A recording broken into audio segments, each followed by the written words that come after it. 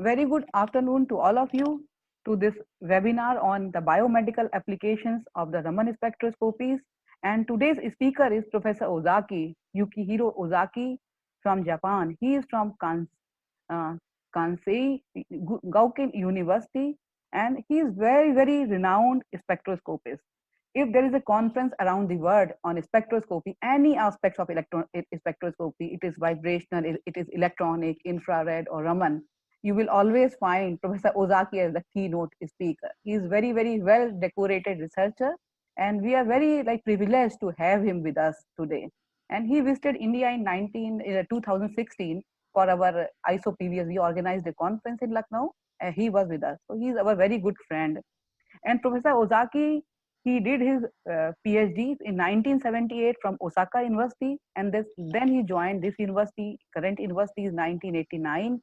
After spending some time at the National Research Council Canada and Yukihiro University School of Medicine. And since 1993, he was a professor in School of Science and Technology until the end of March 18. And currently, Professor Ozaki is working as a professor emeritus in the same university.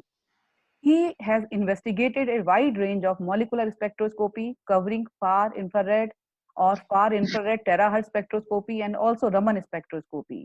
He is a rather rare scientist who has been involved in both electronic spectroscopy and vibrational spectroscopy. His spectroscopy research includes from basic studies of spectroscopy such as theory of plasmons, enhanced Raman scattering, the development of new type of instruments to applications involved those to biomedical sciences, polymers and nanomaterials. Ozaki received many prestigious awards, including Dasari Lecture Award 2011, George A.R. Harrison Spectroscopy Laboratory MIT, and Michelson Award 2014, Chemical Society of Japan Award 2017, the Medal with Purple Ribbon 2018, the Pittsburgh Spectroscopy Award 2019, Fellow of the Royal Society of Chemistry 2015. Moreover, Ozaki received the many awards from India itself, many awards and honors. The Dasari Lecture Award, IIT Kanpur in 2012, Memorial Award for the 90th anniversary of the discovery of Raman Effect 2018 at ISC Bangalore, India. He is honorary professor at MIT University in India since 2017, and he is a plenary speaker at Indian Conference on Raman Spectroscopy in Bangalore. And of course, he was a plenary speaker in the conference that we organized in Lucknow in 2016. Okay, so there is a long list of achievement in Wikipedia. You can see the Wikipedia, you just give his name. There will be a long list of achievements. So now I invite Professor Ozaki to please start his lecture. Yeah. Okay. So your screen is there. Can you see your screen? 1 minute. Could you a little bit up slide? Let me check it. A little bit up. Yeah, 1 minute. I can't see the bottom letters. Oh yes. It is okay. A little bit more. Okay. Good. Perfect. Okay. Yeah. So I invite you to please start your lecture. Yeah. Thank you very much for 1 minute. I just want to say today is the National Technology Day. Okay, so this is a very special occasion for us, and your lectures on the occasion of we are celebrating National Technology Day. Oh. Okay. Yeah. Great. Okay. Welcome, Professor Ozaki. Thank you very much. Very kind introduction, Professor Tandon. Yeah. I am very happy, to have the lecture at your university today. Okay. So this is my title today is a biomedical application of Raman spectroscopy, and this photo shows our university, and this is our university symbol. This is a museum now, and this is a main gate of new campus where School of Science and Technology is located. This is law school, okay? And Kansei Gakuin University is one of the leading private schools in Japan. Next slide. Next slide. Okay, this shows the a little bit up. Okay, good. So this shows the outline of my talk today. So first, I'll talk about the introduction of myself, including my relationship with India. The second, brief introduction to Raman spectroscopy. Then I'll talk about the general introduction to application of Raman spectroscopy to biomedical science. And the last part is concerned with some examples of biomedical applications. Next, please. Next, please. Oh, yes. So, so I have a lot of the friends in India, okay? And this is the photo of international conference on the perspective on vibrational spectroscopy held by Professor Tandon at Lucknow University. Okay, so I'm here, and the Professor Tandon here. Yes. And this is my good friend, Professor Prahad Verma of Osaka University. He's Indian, but he's a professor at Osaka University, Japan, where I graduated from. Okay, next, please.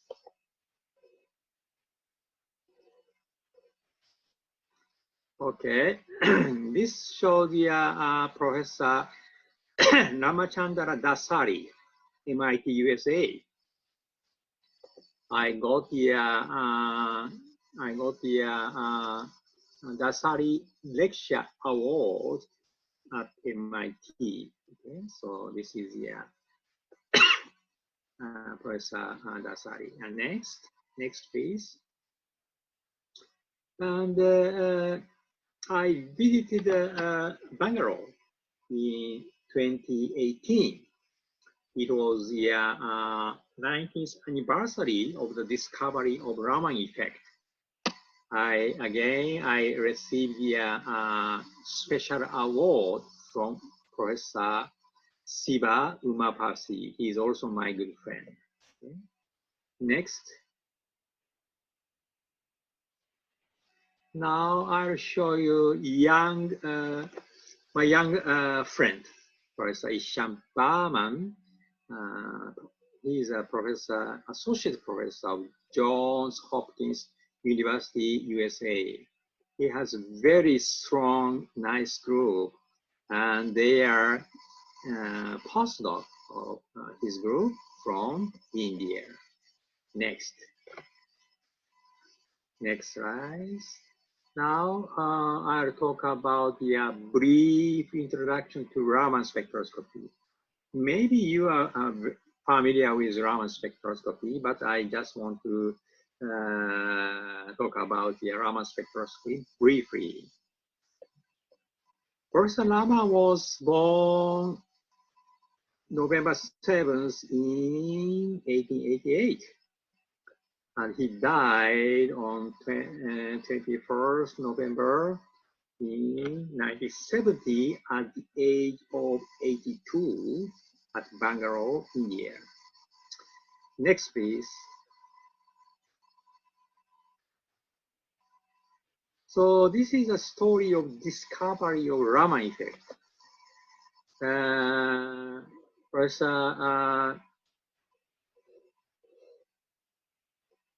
Professor Raman submitted his paper to Nature reporting discovery of Raman effect on February 26th of 1928, approximately 80 years ago. It's just a half-page paper, but it was published already next month in Nature.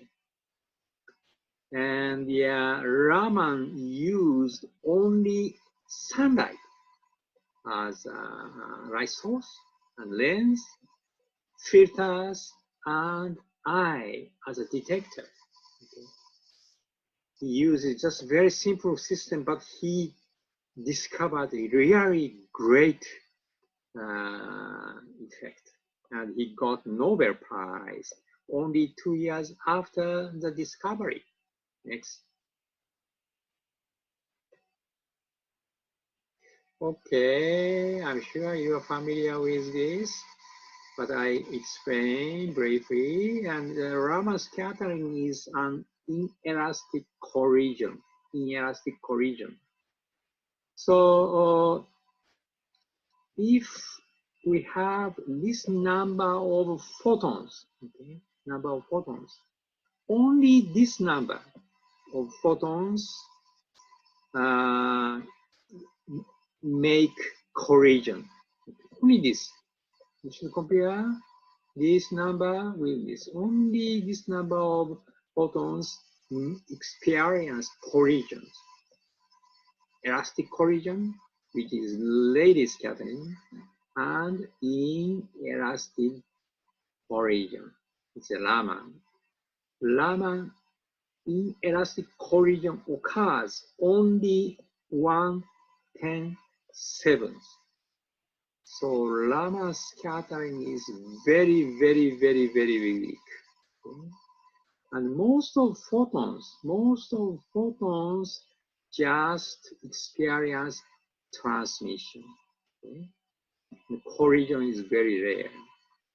In Stokes Raman scattering here, light, okay, light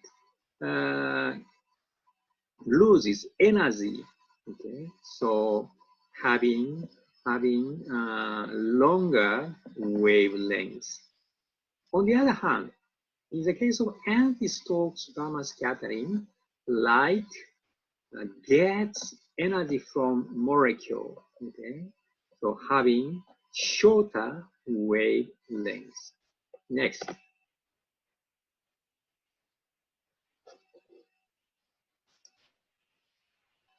Yes. So this shows the Stokes and anti-Stokes Raman scattering. And Raman scattering consists of two processes. Okay, two processes. This process, incident process and scattering process. Okay.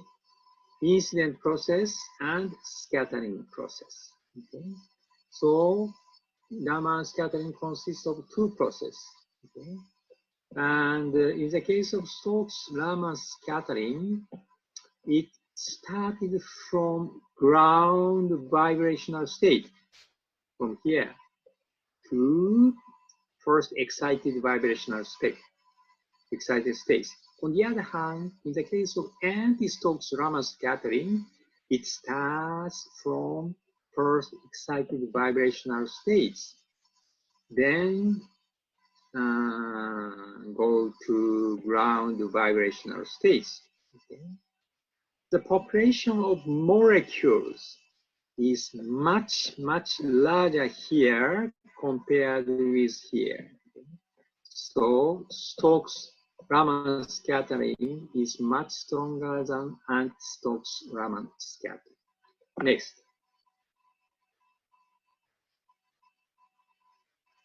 Okay, sorry, this figure is written in Japanese, but I can explain. Okay, this is schematic diagram of Raman spectrometer. Raman experiment is rather simple one.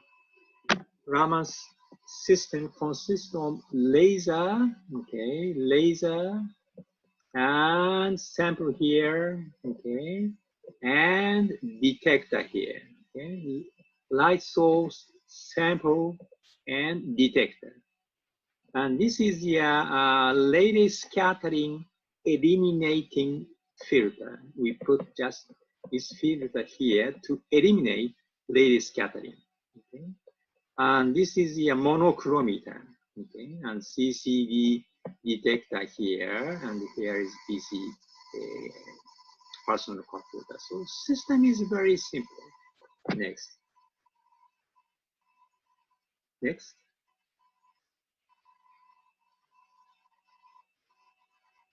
Okay, and this shows an example of Raman spectrum. Raman spectrum of water. Raman spectrum of water. Okay. And here is the zero wave number, and this is Raman shift. Raman shift from here to here. This is 4,000 wave number here. Here, there is very intense Ramans due to OH, okay, OH symmetric and anti-symmetric stretching mode here. This is the only one strong band. Here is weak bands assigned to HOH bending mode. Next. Okay, now let's move to general introduction to application of Raman spectroscopy to biomedical science.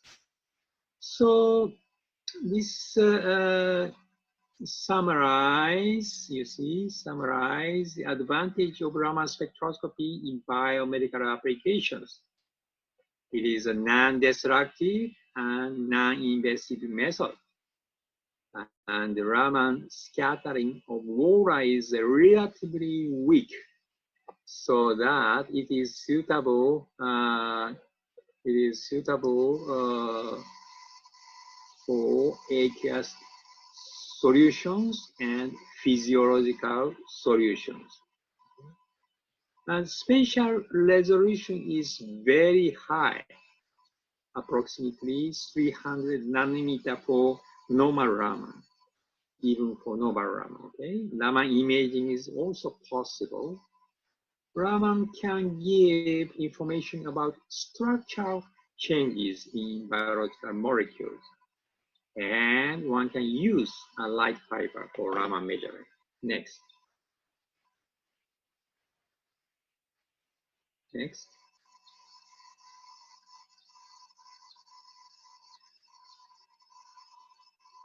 Okay. This shows here.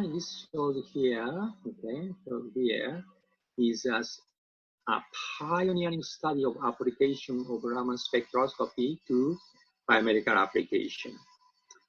Virus research by Raman spectroscopy, reported by Thomas et al. In 1983, more than 35 years ago. Okay, so this is the this shows the Raman spectra of various kinds of viruses. You can see the name of virus here. Okay, these Raman bands are due to proteins. Okay, protein amide-1 band here, and also protein band here, and this is phenylalanine band here. And there you can see there are some minor bands due to nucleic acids. Okay? So this is these spectra were measured non-destructive in situ, non-destructive measurement of viruses. Okay? So virus study started more than 35 years ago. Okay? Next. Next.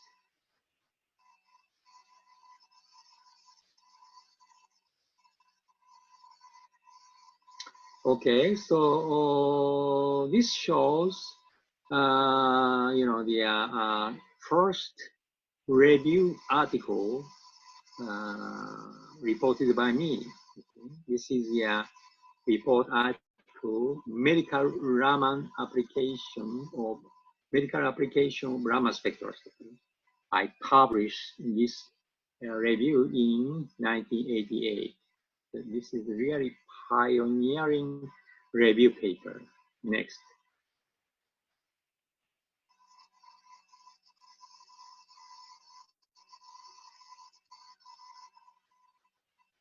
Okay, now I'll show you, I'll explain some example of biomedical applications. Okay. The first study is Raman study of cataract formation. And this is the first example of Raman studies of disease. Okay. Disease mechanisms. First Raman study of disease mechanisms. So I investigated islands here, islands. Okay. Here, islands. Okay. And I investigated lens aging. Okay.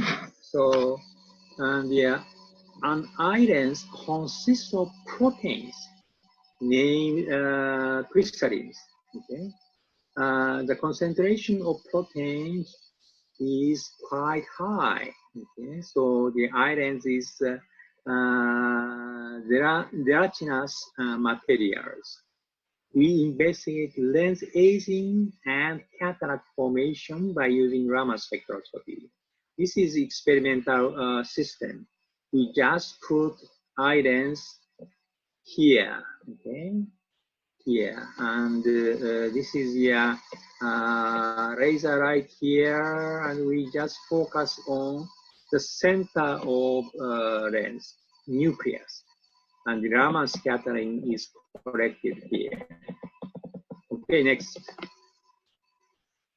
Next.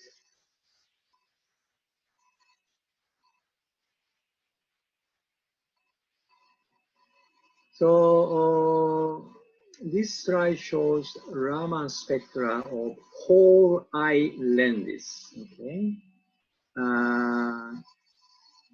This is figure show the whole region of Raman spectra of rabbit lenses. So nucleus, okay, center. And this is the 1 month. 1 month. Bottom one is 5 years old. And this part, so we investigated lens aging in this case. So these are typical protein spectra. Protein amide band here, and also amide band here. This is phenylalanine band. This is tyrosine band. This is tyrosine band. Tryptophan band here. But almost no change with aging. So protein structure does not change with aging. But look at here.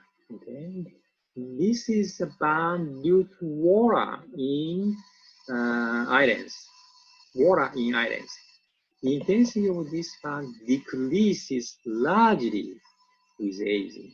So the amount of water in islands decreases.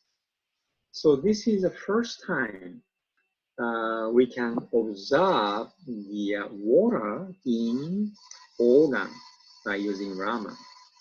And also, please look at here. This is a SH stretching band due to system. Okay. This band decreases also with aging. Next. Next. So this shows Raman spectra of whole lenses again. Age-dependent spectral changes in the OH,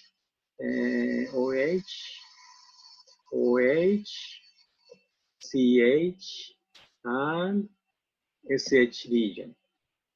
We could observe changes in water content in situ, just like this. And SH stretching decreases with aging in parallel with this intensity change. Okay.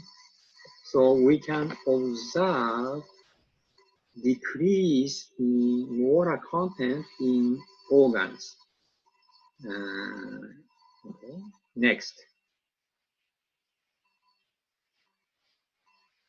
However, in the case of Emory mouse hereditary cataract, okay, in the case of cataract, water content do not decrease or even increase,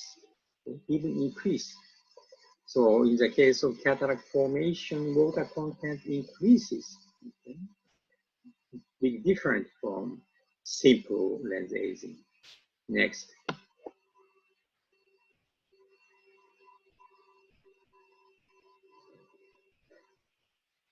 This shows the Raman spectra of four lenses and age-dependent spectral changes.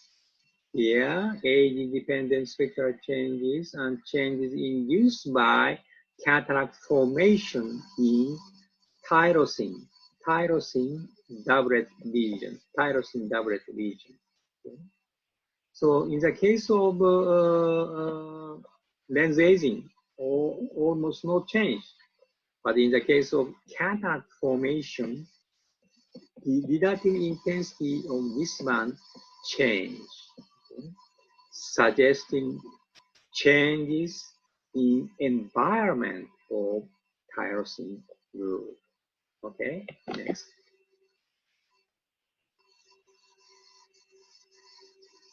So in 1990s, approximately 30 years ago, FT Raman system was emerged. Then we tried to use, you see, we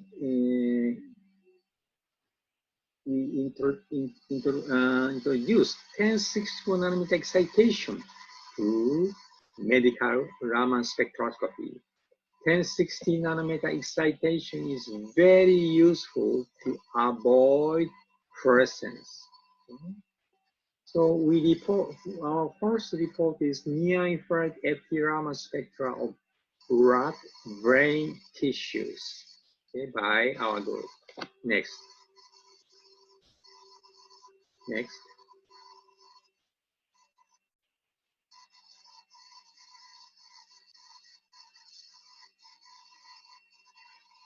So near-infrared excited Raman spectroscopy was applied to brain tissue in situ. So near-infrared Fourier transform FT Raman spectroscopy was applied to brain tissue in situ. The spectra obtained from the cerebral cortex, white matter of the cerebrum, caudate putamen, thalamus, synaptomal fraction, and myelin fraction. High quality Raman spectra in the 400 to 2940 wave number range were measured without interference of Hall presence. Next, please.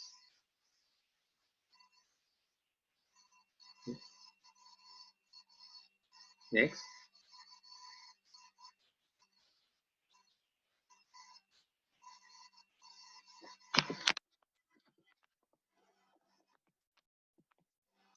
So this is the 1064 nanometer excitation FT Raman spectra of rat cerebral cortex and white matter of rat cerebrum. Okay, and the this is the band. This is a band due to amide-1 protein band. Okay, but this is the protein band both. Okay, and these are bound due to lipids. Okay, the ratio of the intensity at 1664, this one, and 1442, or intensity ratio of these two bands could be used differentiation between the gray and white matter. Okay, relative intensity change from here to here. Okay. Next. then we measured near-infrared Fourier transform Raman spectroscopy study of human brain tissue and tumors. Okay, human tumors. Next.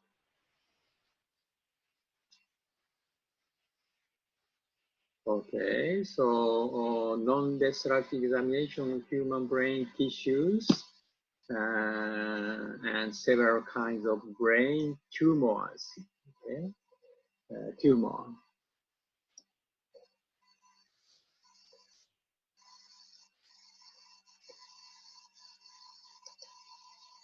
Okay, so non-destructive examination of human brain tissue and several kinds of brain tumors using 1064 nanometer excited FT Raman spectroscopy is reported. So yeah, just next piece, Next.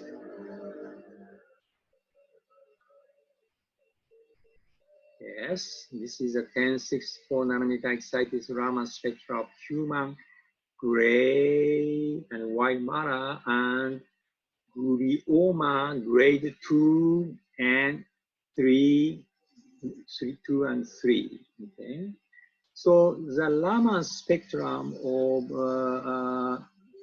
spectrum grade 3 shows a band due to polysaccharide here. Okay, so this is the Raman spectrum of grade 3 that shows a band due to polysaccharides. Others do not show. Okay? Only this one shows. Okay. Next.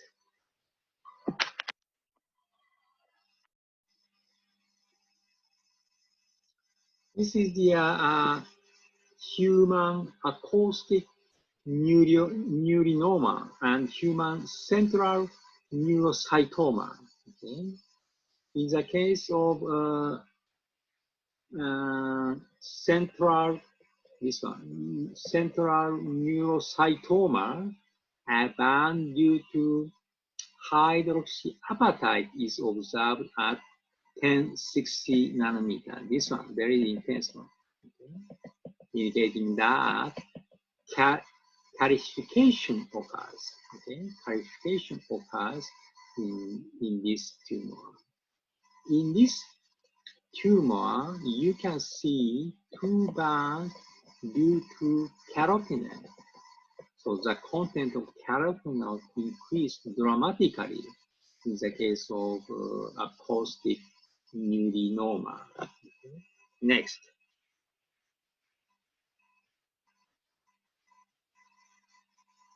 Okay, now I'll explain about really recent study. Okay. The diagnosis of esophageal cancer in early stage with Raman spectroscopy. This study was carried by Mika Ishigaki, Yasuhiro Maeda, et al. Next. So this is the background of the research. So the esophageal cancer is a disease with high mortality. Okay. So this shows the current Japanese situation. Okay. So this is a stage 0, 1, 2, 3, 4. This is a survival rate. Okay. In the early stages, survival rates are high, but 3, 4 survival rate is rather low. The recent progress in diagnostic techniques and medical treatments for the cancer improve survival rate in 5 years after the treatment. And usually doctors investigate the esophageal cancer by using NBI, this method, narrow band imaging, or fluorescent imaging. So NBI highlights the shape of capillary here on superficial portion of mucous membrane. And detection of esophageal cancer in the early stage. Could you a little bit move up, go up? Yes. Okay. Little bit move up. Yes. So detection of esophageal cancer in the early stage is essentially expected for the better outcome for the therapy. Next.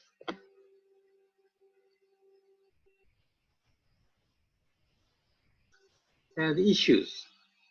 Cancer diagnosis depends on the morphology. Morphological changes follow the molecular changes in cancerous lesion. For the earlier detection of cancer, it is expected to detect molecular changes occurring before the appearance of morphological study changes. So Sato et al. Wants to develop a new method to diagnose the early stage cancer by taking molecular information non-invasively and label-free by Raman spectroscopy in a non-invasive manner. Next, please.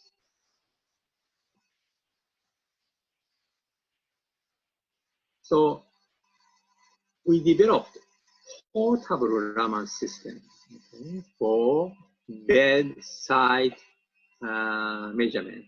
Okay. So this is a system. The laser is here, okay, and this is the black box, and the sample is here. Okay, sample is here. The laser is here, and light Raman scattering is here and here. Okay. This is enlargement of this part, and so this is correction fibers, and this is delivery fiber here. This is experimental conditions. Excitation wavelength is 785 nanometer. Laser power was just 60 milliwatts. Okay. Next, please.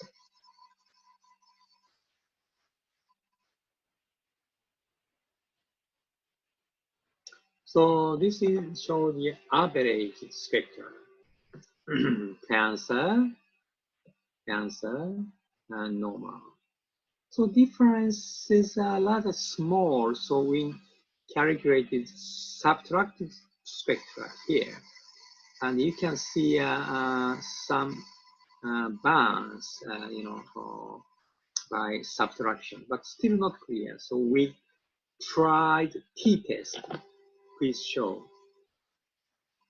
Next slide.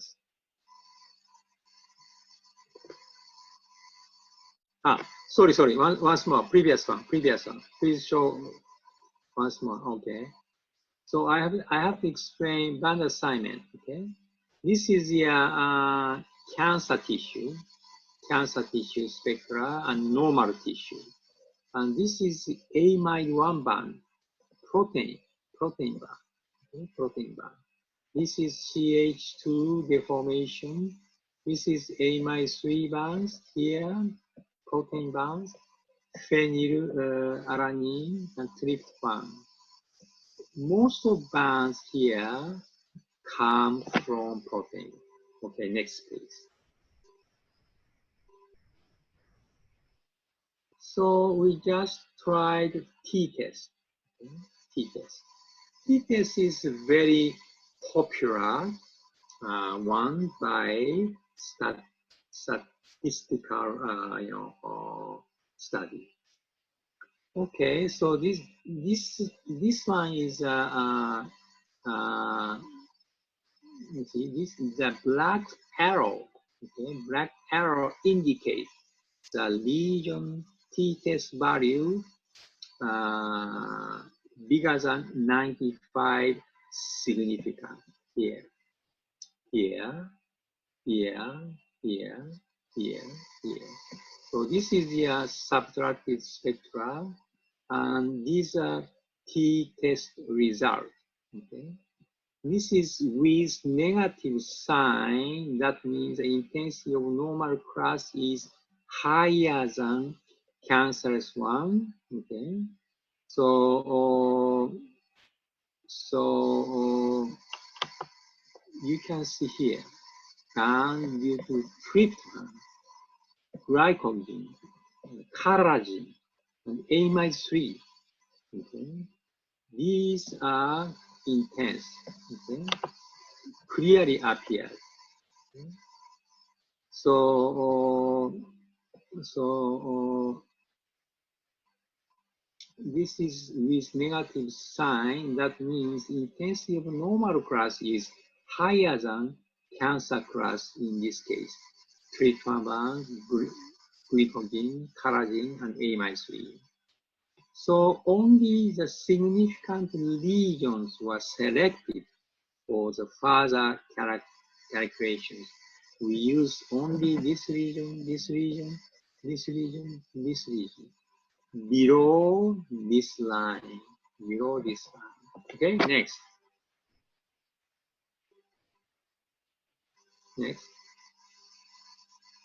This is the PLS result, partial least square. Partial least square is one of the most popular chemometrics techniques.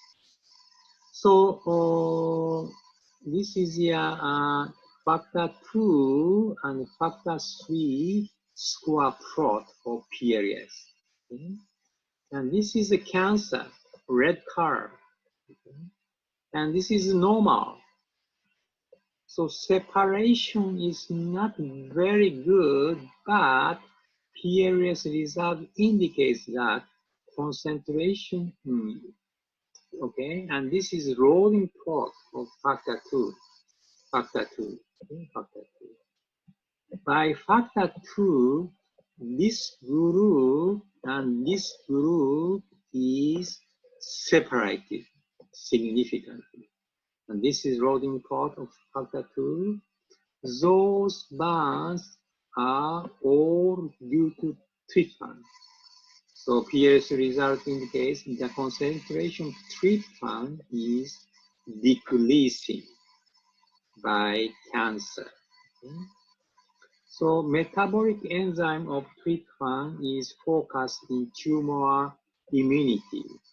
Many researches indicate that concentration of tryptophan is decreasing in cancer lesion. Next.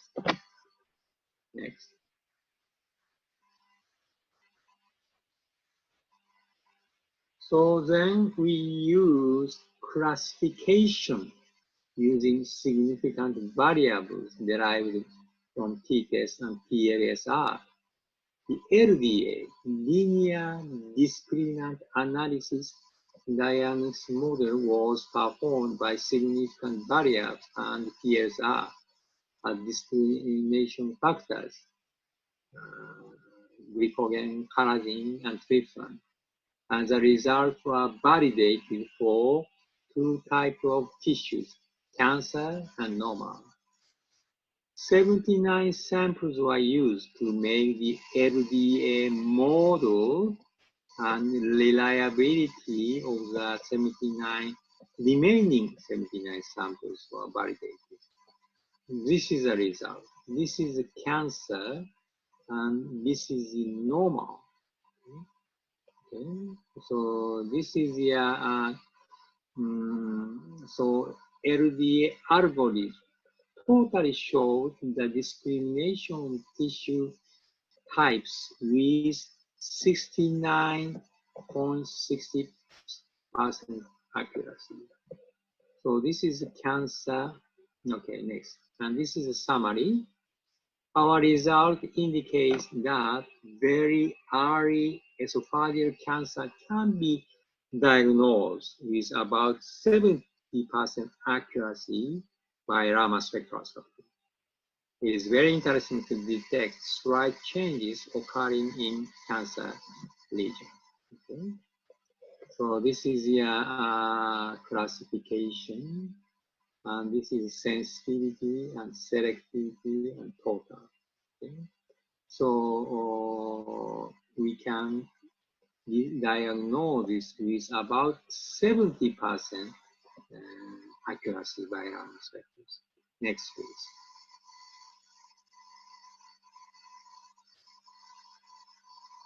Okay, this is our next topic.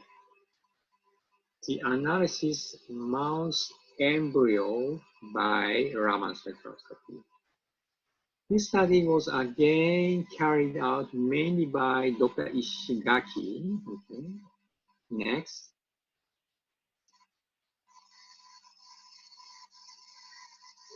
So this shows human in vitro fertilization. Infertility is a global public health problem. To resolve this problem, human in vitro fertilization (IVF) was developed by Robert Edwards. The embryo quality has been evaluated by morphologic feature. However, the pregnancy rate of IVF remains about 30%. So it is necessary to find new methods to access embryo quality based on molecular information. So this is the grading system based on its cleavage feature, grade 1, grade 2, 3, 4, 5. Okay. The bottom one is pregnancy rate. Pregnancy rate is fairly high for grade 1, but getting worse and worse. In this case, nearly 0. Okay. This shows mouse embryo going down a little bit. Going down. I just want to show this. Move down. Yes. Stop. So this is a mouse embryo. We use mouse embryo unfertilized pronuclear 2 cells and 8 cells. Okay, next. Again, we use micro-Raman system. Okay. In this case, micro-Raman system with CO2 incubator. CO2 incubator was used for this research. Next.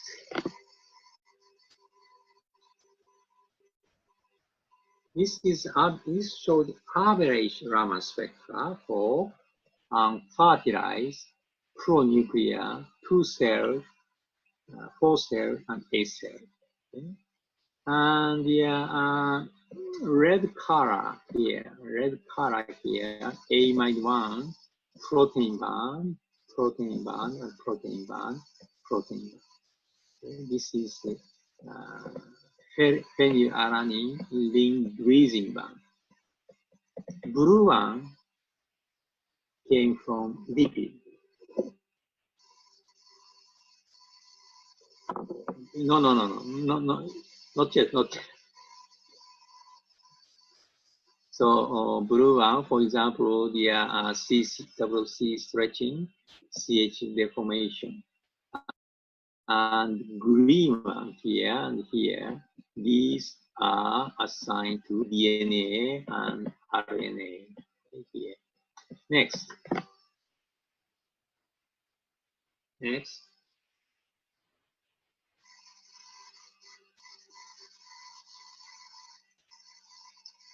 Okay, this shows the PCA, principal component analysis, for each developmental stage. For example, this is unfertilized, pronuclear, and 8 cell. Okay, this is unfertilized. Okay, this one, pronuclear here, and 8 cell here. And this is the blue blue circles indicate high grade, and red color shows low grade sample. Okay? High grade and low grade, high grade, low grade, high grade, and low grade.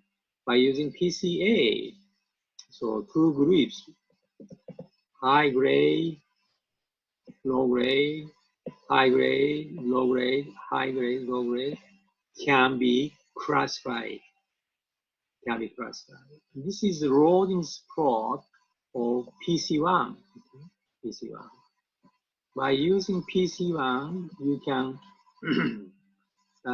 classify this group and this group. Okay, so this is Rodin's plot. Okay. So these bands are all due to lipids, and this is assigned to hydroxyapatite.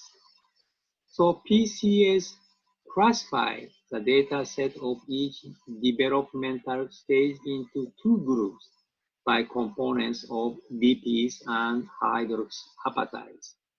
The concentration of these compounds of mouse embryo with low-grade morphological feature are high. In the case of low-grade, okay, lipids content is high. Next. Next. So this is all stages, okay? All stages. So high grade here, high grade here, low grade here. This is the loading spot of PC1. Again, you can see lipids bands and also hydroxyapatite bands. PCA classifies the data set into two groups like lipids and hydroxyapatite. And lipids are considered to energy source.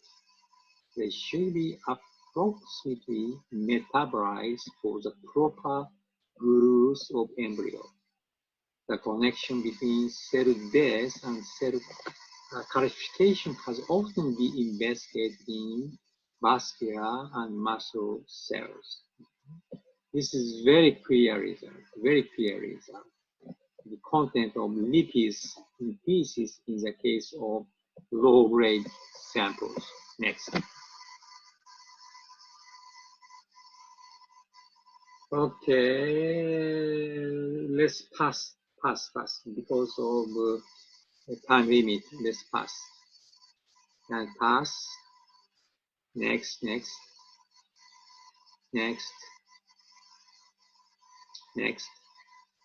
Okay, this is summary.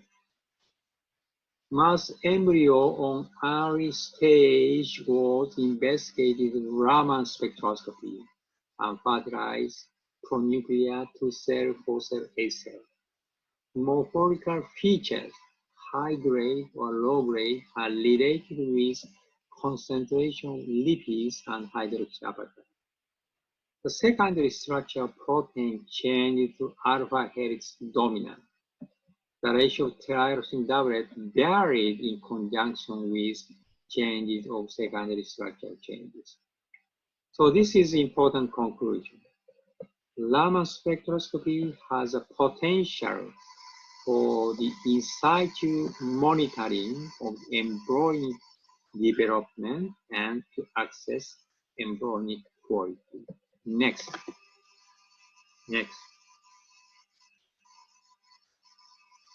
Let's pass here. This part, pass. No time, pass. Let's move to the last topic. Unfortunately, I don't have enough time to explain about cells. Let's go to the last one. Yes. Okay. No. Show us photo. So this is the analysis of live tissues using a miniaturized Raman probe. Okay? This is the last topic. Next.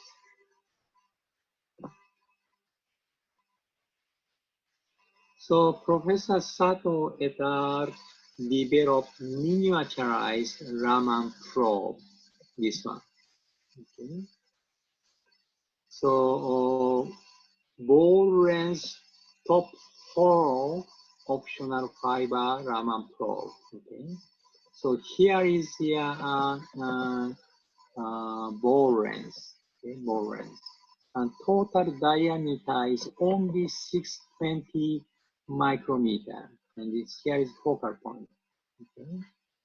And this is the micro Raman probe, 600 nanometer diameter. Okay. And the next.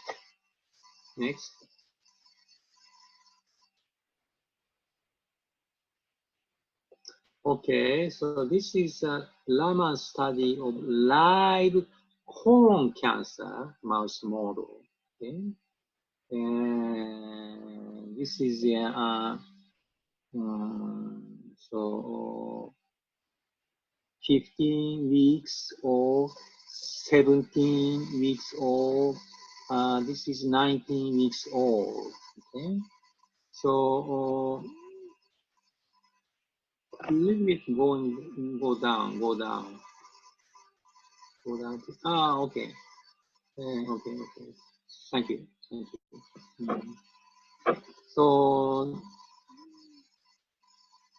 So these spectra were measured by using Raman probe for live mouse.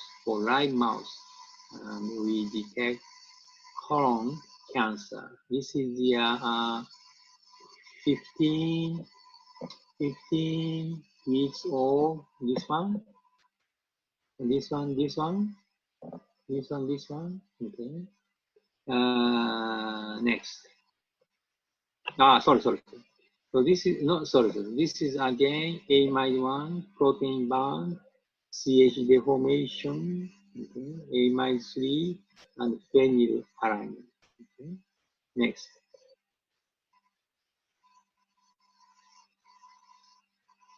Okay. Okay. Up. Previous one. So we succeeded measuring Raman spectra of live colon cancer mouse model.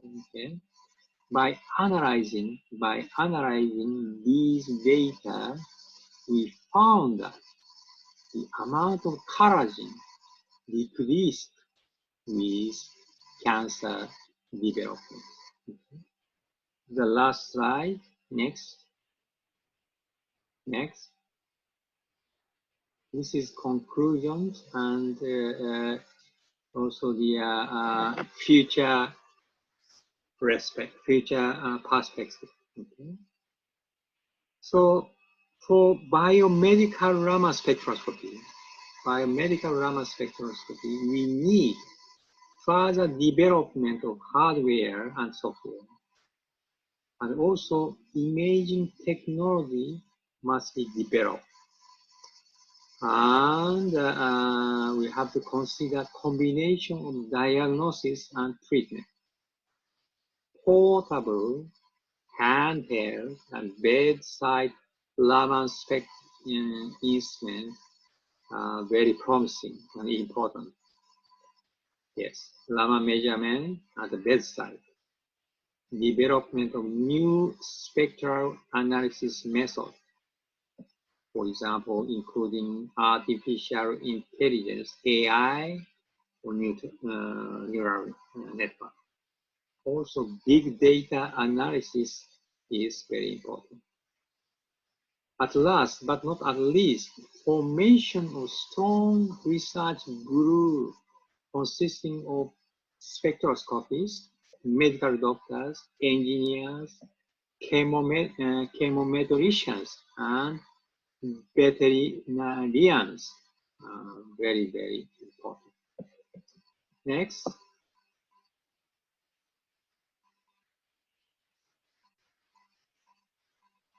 This is acknowledgement. So the first part, the cataract research, I'd like to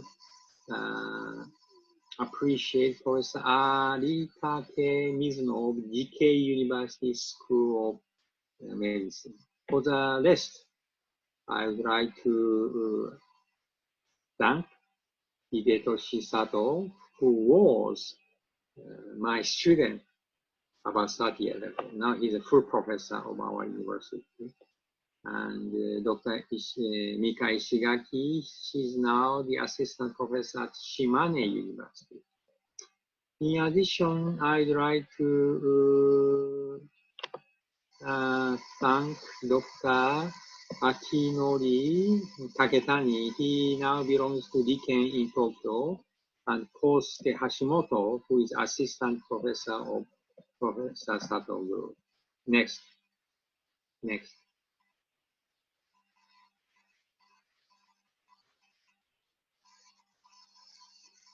Thank you very much. Thank you very much. Okay.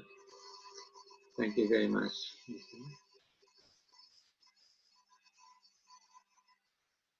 So thank you very much, Professor Ozaki, for very informative lecture. And I am continuously receiving the comments from participants. They are highly appreciating the information that you provided in the lecture. Okay, And for thank you. yeah. So if there are some questions, please drop in the. They are requesting your copy of your presentation. Participants are requesting the copy of your presentation. So can I provide them? Share. Oh yeah, of course, of course. Okay. And then if there is any question, so before going to any question, let me unmute with us. Now today we have 1 minute. Professor Ozaki, maybe you don't know, Professor Prabhat Verma is with us.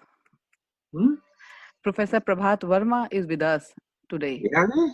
Yeah, it is a surprise. So I request Professor Verma for some comments, please. I have unmuted you. Yeah. Okay. Professor Verma, now you are in Osaka University? Yes, I am. Oh, okay. Not in India. No. Professor Prabhat Verma is at Osaka University, Japan. He is alumni of IIT Kanpur. And when we organized the conference in 2016, he was also with us. So I request you for some comments, please. I don't think I can comment on Professor Ozaki's talk. He is, of course, one of the most senior and experienced person. So I just enjoyed listening to his talk now. Actually, I'm not really in the field of medical. I'm doing Raman on different topics. So it was quite interesting for me too. I'm working mostly on materials and different kind of physical samples rather than biological samples. So it was really nice. I really enjoyed your talk.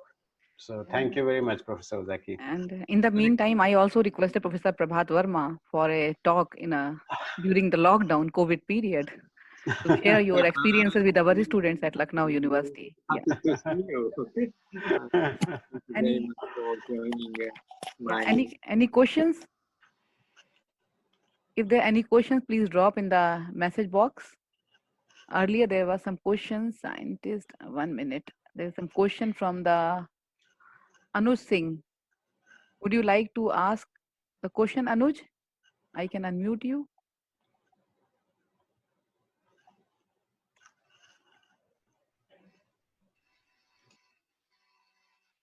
One minute.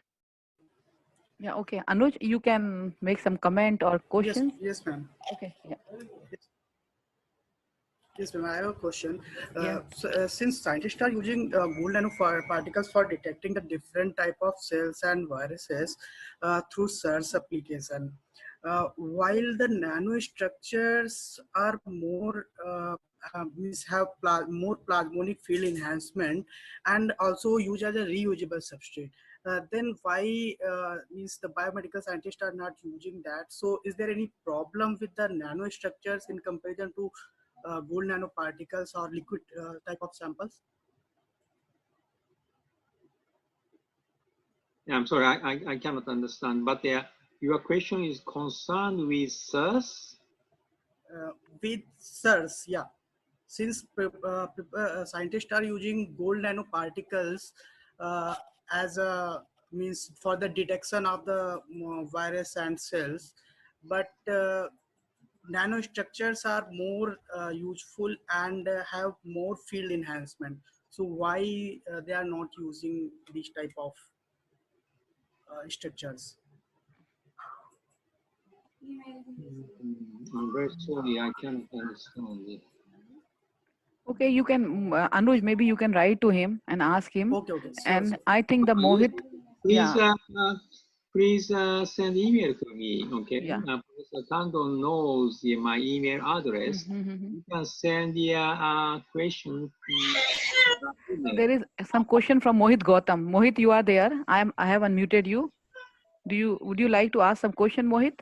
Mohit Yes. Gautam. Yeah, okay. Yeah. Yeah, hello. Yeah, we can hear you.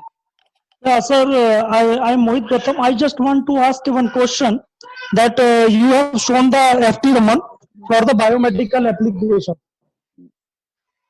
So I just want to check, can we also use the dispersive Raman in place of the FT Raman with 785 nanometer laser or the 1064 nanometer laser? Nowadays usually a 785 nanometer excitation is used. Okay. Yeah. But yeah, about 30 years ago, we didn't have a good 785 nanometer laser. Therefore, we used 1064 nanometer excitation. And even nowadays, some special, tissues emit strong fluorescence with the 785 nanometer excitation.